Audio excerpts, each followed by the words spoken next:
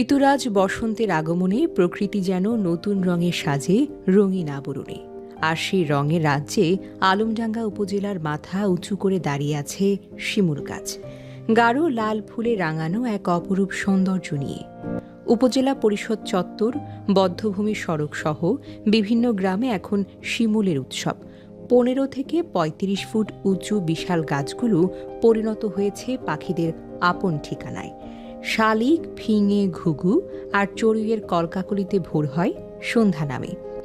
পথ চলতি মানুষ থমকে দাঁড়িয়ে মুগ্ধ চোখে তাকিয়ে দেখেন লাল আগুনরাঙা ফুলে ছাওয়া ডালপালায় ফাগুনের অগ্নিস্মৃতি।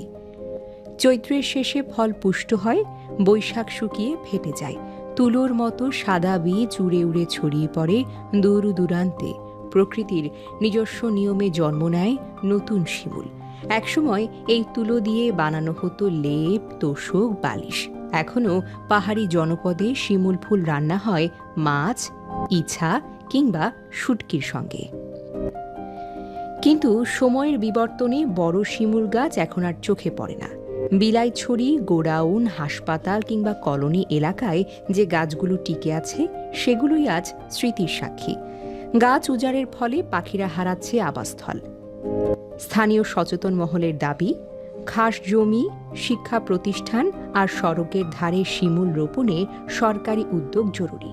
কারণ শিমুল শুধু সৌন্দর্য নয়, এটি অর্থনৈতিক ও ঔষধি সম্ভাবনারও এক অনন্য ভাণ্ডার।